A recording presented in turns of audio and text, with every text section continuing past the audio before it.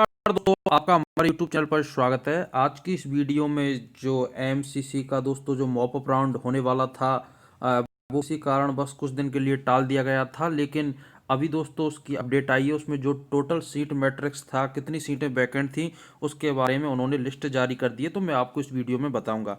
Student, अगर अपन total seat vacant की बात करें तो टोटल 2463 सीट स्टूडेंट। इनमें से अपन बात करते हैं तो एमबीबीएस की 1236 सीटों पे अभी एडमिशन होना बाकी है। वहीं अपन बीडीएस की बात करते हैं तो बीडीएस में अभी 1207 सीटों पे एडमिशन होना बाकी है। दोस्तों, अभी इतनी सीटें बची हुई हैं।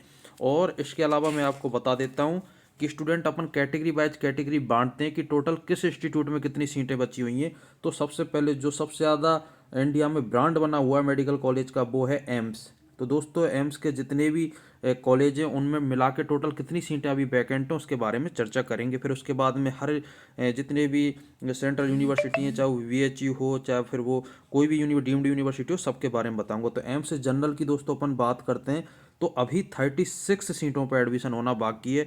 वहीं जनरल पीडब्ल्यूडी की बात करते हैं तो अभी 5 सीटों पर एडमिशन होना बाकी है। तो टोटल दोस्तों जनरल की 36 और पीडब्ल्यूडी की 5 सीट बची है। वहीं ईडब्ल्यूएस की अगर अपन बात करते हैं तो 4 सीटों पर एडमिशन होना बाकी है। वहीं ईडब्ल्यूएस पीडब्ल्यूडी की बात करते हैं तो 1 सीट पर एडमिशन होना बाकी है।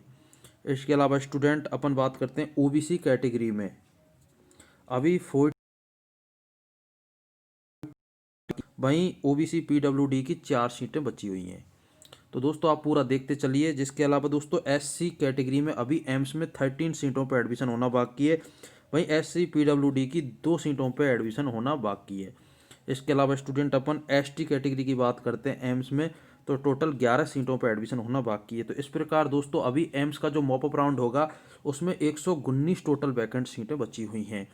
दोस्तों, ये पहले 30 या 31 दिसंबर को दिल्ली में होने वाला था, दिल्ली एम्स में। लेकिन दोस्तों इसको कुछ समय के लिए टाल दिया गया है।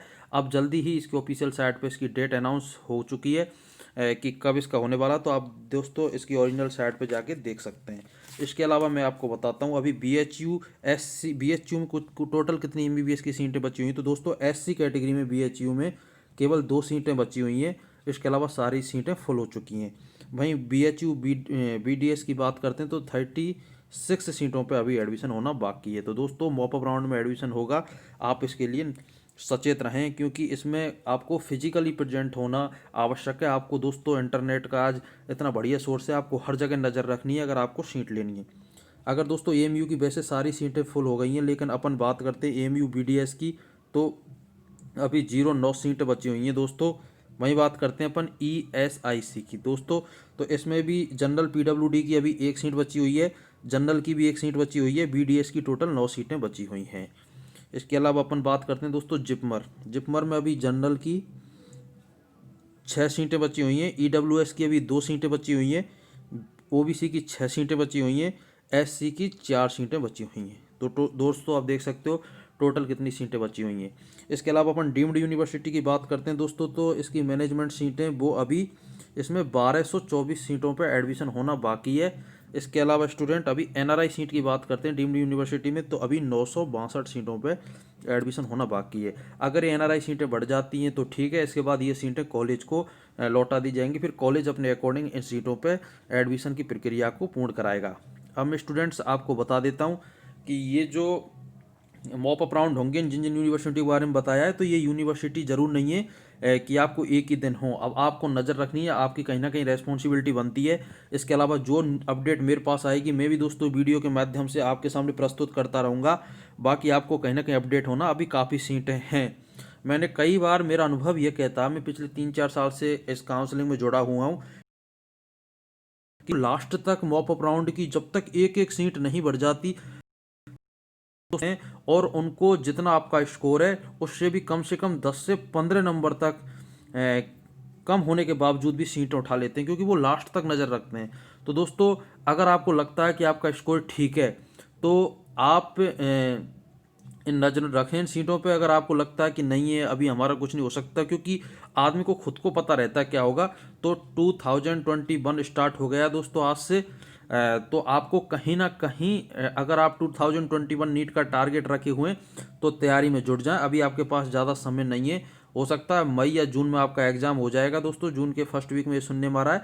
तो अभी आपके पास सिर्फ 5 महीने हैं, 5 महीने, और आपके पास आप इतनी मेहनत करो कि हर कॉलेज आपको इनवाइट करे, आपके टैलेंट के सामने सारे कॉलेज झुक जाएं और हर कॉलेज से आपके पास इनविटेशन आए कि आप हमारे कॉलेज में आएँ। इसके अलावा मॉपअप राउंड पे भी नज़र रखें, हो सकता है आपको कहीं ना कहीं सीट मिल जाए। आपको एक्टिव रहने की बहुत आवश्यकता है। तो दोस्तों, इसके अलावा जो स्टूडेंट आउट ऑफ इंडिया से एमबीबीएस करना चाहते हैं और उनके कम नंबर थे और बजट भी अच्छा नहीं है और वो साल खराब नहीं करना चाहते, तो मैं खुद कजाकिस्तान से एमबीबीएस कर रहा हूँ और ये मेरा नंबर है 7357221224। आप इस पर व्हाट्सएप कर सकते हैं मैसेज। और अगर आपको आउट ऑफ इंडिया से बाहर एमबीबीएस करने के रिगार्डिंग कोई भी इन्फॉर्मेशन चाहिए, कोई भी अपडेट चाहिए, तो आप मेरे से दोस्तों इसके बारे में ले सकते हैं। मैं आपका अपने ही कॉलेज में एडमिशन कराने में हेल्प कर सकता हूं। मैं जिनके थ्रू गया था वो डॉक्टर शिवशंकर जी हैं और कजाकिस्तान पिछले 10 से 15 साल से स्टूडेंट भेजने, आज उनके द्वारा 950 student on the spot college में पढ़ रहे हैं। इसके अलावा 7 से स्टूडेंट ऑन पोस्टेड हैं। तो बहुत अच्छा माहौल, उन खुद का मेस है, उनका हॉस्टल है, बहुत अच्छा माहौल स्टूडेंट के लिए उपलब्ध करा रहे हैं। जो स्टूडेंट में टैलेंट नहीं है या फिर वो एवरेज स्टूडेंट है या फिर पैसे का अभाव है, उनके लिए ये बाईपास रास्ता है, एक गोल्डन अपॉर्चुनिटी है डॉक्टर बनने का। अगर आप इसका फ़ायदा उठाना चाहते हैं तो इस मेरे नंबर पर कॉन्टैक्ट कर सकते हैं। मिलता हूँ नेक्स्ट वीडियो में नेक्स्ट अपडेट के साथ। आज के लिए इतना ही। जय हिंद, जय भारत।